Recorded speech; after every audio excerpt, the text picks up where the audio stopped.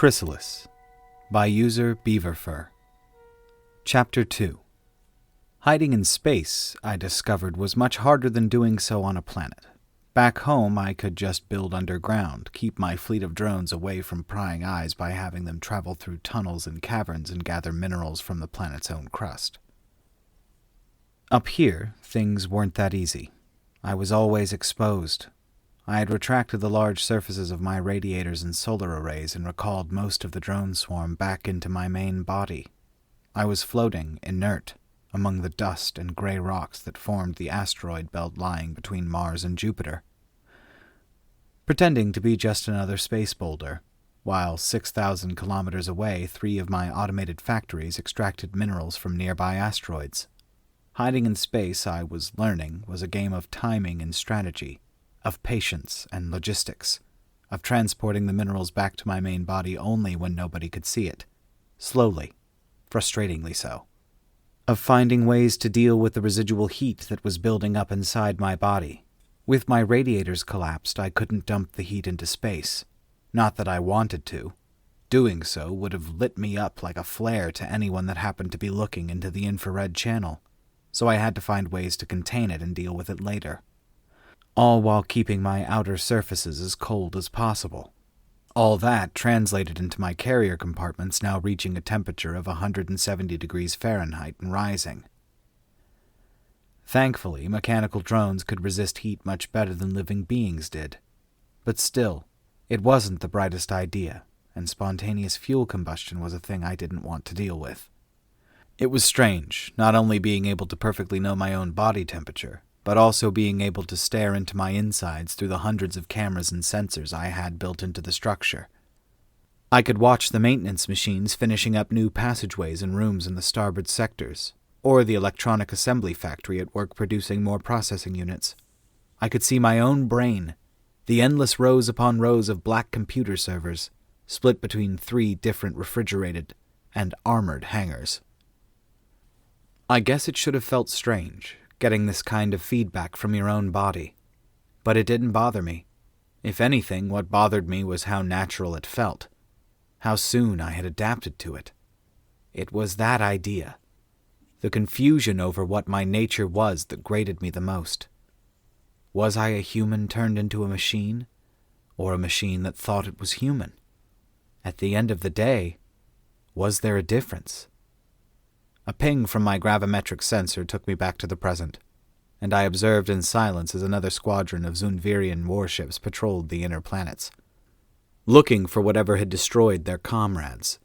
They flew in a triangular formation, the largest ship in the middle surrounded by smaller ones at each point. A battleship and its cruisers? Or maybe a carrier and its frigates? It only served to illustrate how little I knew of this Zunvir republic I was fighting. I knew they had faster-than-light propulsion. I had been watching the trails their ships left in the space-time fabric as they paraded all across the solar system, as if they owned the place. It made the chemical rockets I was using pale in comparison, and from the earlier encounter with those 3 ships, and my own memories of the attack on Earth, I knew they also had some sort of shielding technology. I could overcome that, true. Even if their warships were better protected, I guessed they wouldn't resist 10 or 20 simultaneous nuclear detonations. But it was a losing strategy. Even if I could defeat them all, they would just keep coming. They were faster, they could just outmaneuver me, recover from my attacks before I had the time to press any advantage. And at some point I knew their technological prowess would end up imposing itself. No, I had to find a way to close that gap. Which meant I had to capture one of their ships, intact. Or at least intact enough that I could analyze their propulsion systems, their weapons, their shields. I mentally sighed. In retrospect, vaporizing those 3 first ships I had encountered might have been the wrong move. I doubted I would have a better chance than that one again. Oh well, water under the bridge and all that. I would just need to be sneakier now. And it wasn't like I hadn't learnt anything from the previous encounter.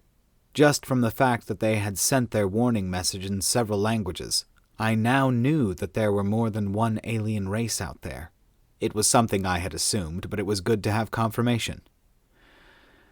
I idly wondered what kind of races those others would be. Would they be reasonable people? Or monsters like the ones who had attacked us? The fact that this galactic council seemed to approve of the Zunvir Republic didn't bode well. Whatever the case, I wasn't going to be unprepared when I faced them.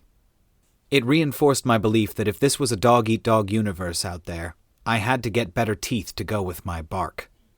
The problem, I knew, was that my options were limited to either the ineffective or the overly lethal. I could send a drone to bump against their warship's hull, or I could send that same drone loaded with a nuclear warhead and vaporize everything in its range. Complete annihilation? I got you covered. Non-destructive takeovers? Not so easy. Which was the reason why I was currently building a robotic invasion army. I floated a couple of drones close to the first prototype soldier I had manufactured, and used their cameras to examine the machine from all angles at the same time, looking at every detail, every possible flaw. It reminded me of a spider the size of a large dog. 6 articulated legs supported its stocky body, its smooth lines giving it an organic look. Its surface was dark and polished, and reflected the bright blue lights of the spacious processing hangar where it stood. As I watched, I ordered it to flex its legs and jump up. The movement was fluid and powerful. I had opted for using artificial muscles, a polymer that contracted under an electric current, rather than the more traditional mechanical servos. I was pleased with the result. What the muscles lacked in raw strength, they made up for in agility and flexibility. Besides, once the factory was set up, they were easier to make in bulk. Obeying my commands, the spider tested its claws first, then its main weapon, a small autocannon built into its main body. Yes, the prototype was flawless. It was as I had designed it, a mobile machine gun, one that could run, leap, slash, and pierce its way into an enemy ship, with a small body and a low profile. With 6 legs so that it could easily operate either on the ground or in low-gravity conditions, it was the perfect boarding soldier. Except, it was all wrong. It didn't feel human enough.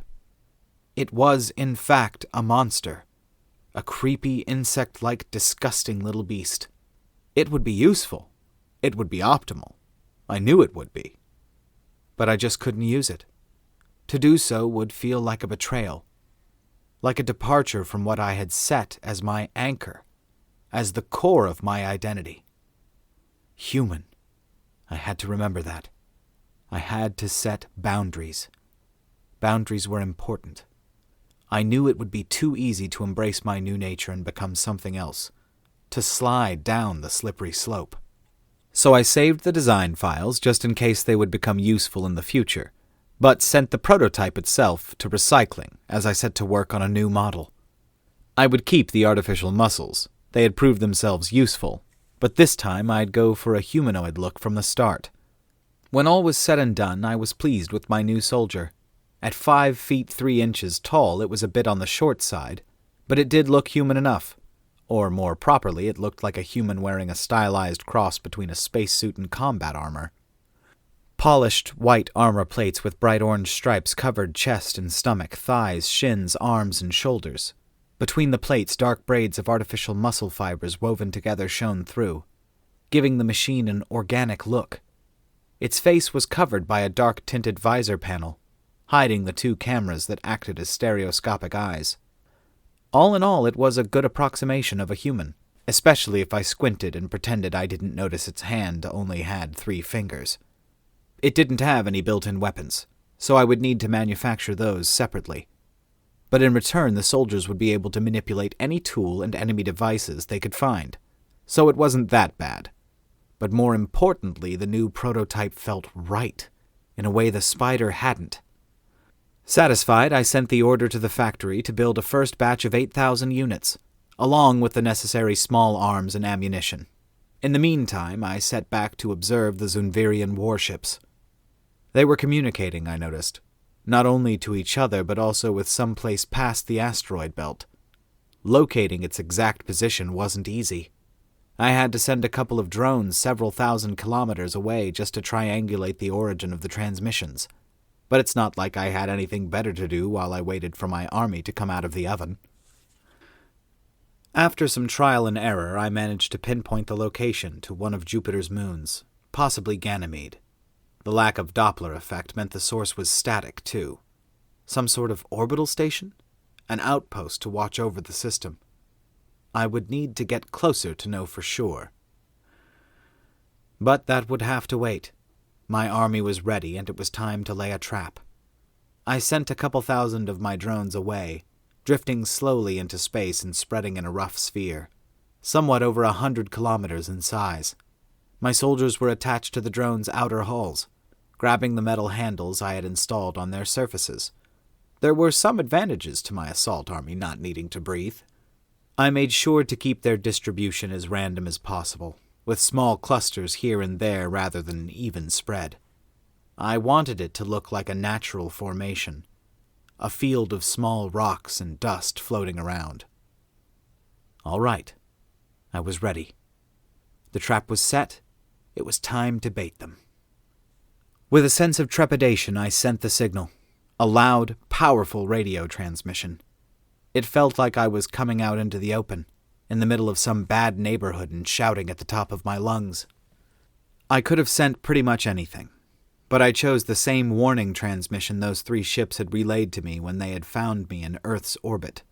It was a petty mind game, but I wanted to keep the Zunvirians on their toes, if they even had toes. The response came back sooner than I had expected, just 9 minutes after I had sent the transmission. I detected the telltale signs of a squadron of ships converging towards my position. That was fast. Did they have some kind of listening probes lying around the asteroid belt? Some sort of faster-than-light communication system? No time to focus on it now. The warships were already popping back into normal space, right in the middle of my spheres of drones.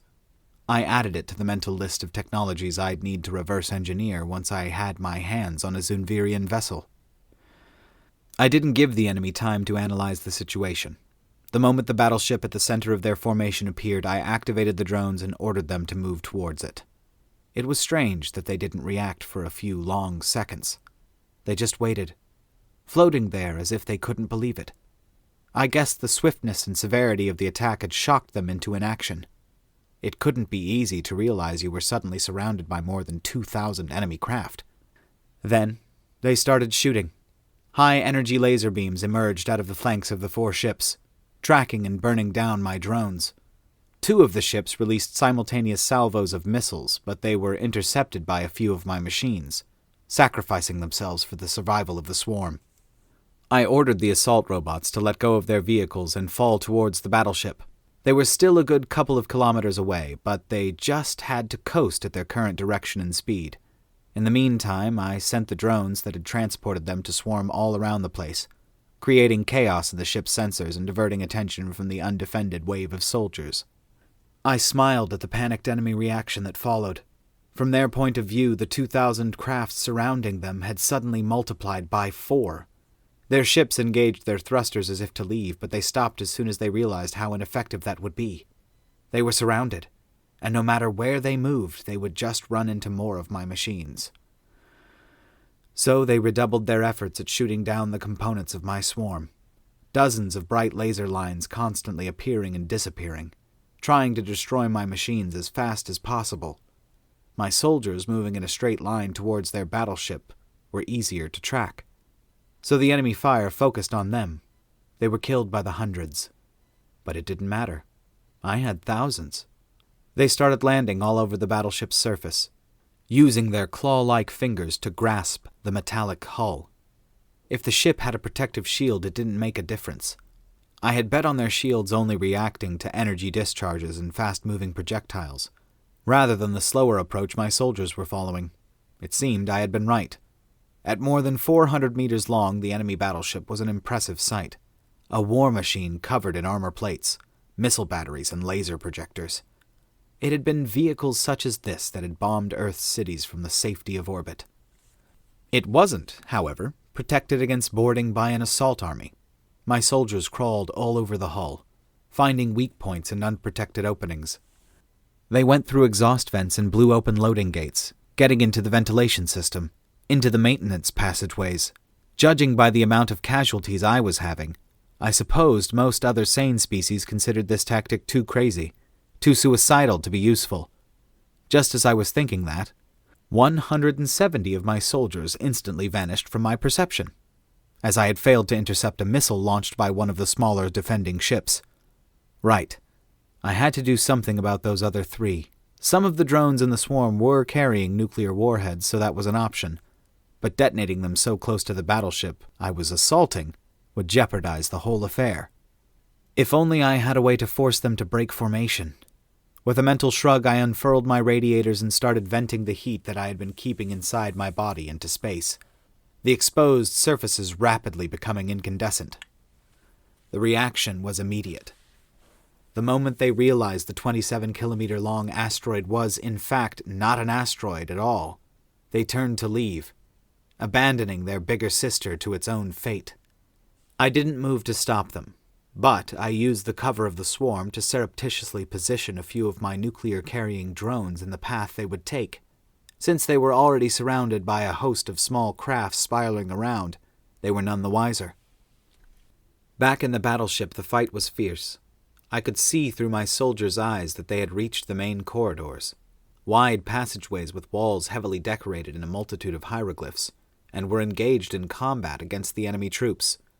It was the first time I saw them in the flesh, the creatures that had killed humanity. They were large, hefty bipeds, almost twice as big as my own soldiers. Their heads were wide and squashed with a complex structure of bony-looking plates protecting their top. They had 4 narrow eyes, 2 in front, 2 to the sides, and their mouths were hidden behind some sort of small tentacles hanging from where a nose would have been in a human face. I had expected some sort of strong emotional response to my eventual face-off against the monsters. Strange that I didn't feel anything. Just some sort of detachment. A stillness. I simply ordered my army to open fire, to flank their positions, to charge at them even as I analyzed the images, classifying both the strengths and vulnerabilities in their anatomy. It didn't take long to get the upper hand. The Zunvirians had been completely unprepared for this kind of assault. They were wearing toga-like red and yellow uniforms rather than any sort of body armor, and they lacked in firepower, only using small energy handguns or ineffective melee weapons. Outside, I verified that the 3 smaller runaway ships were at a sufficient range and ordered the nuclear explosives to detonate. 2 of the vessels vanished in an instant, along with 417 of my nearby drones. I hadn't retracted the swarm so as not to clue the enemy in on what I was about to do.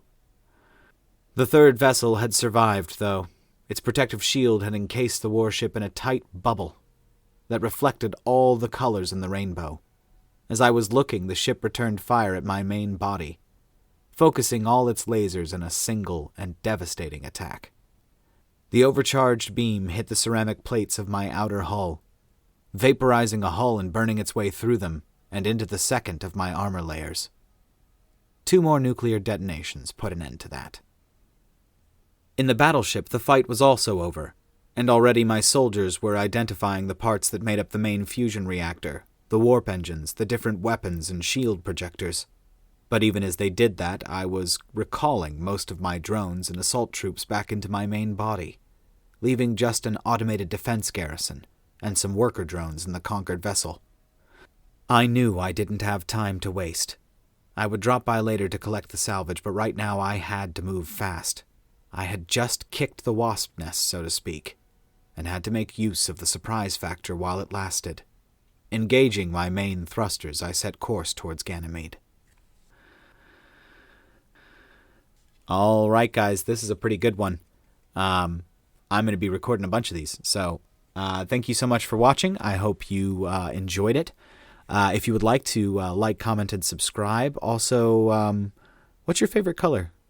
And why is it blue, purple, or red, or all 3? Because those are the best ones. Anyway, I love you guys. I'll talk to you later. Bye, y'all. Also, go to Patreon, click the things. Lots of fun stuff coming. You can get MP3s and listen to them in big 10-hour chunks here soon. Graygor's working on them. He's the best. Give him all your thanks. Say, thank you, Graygor! Bye.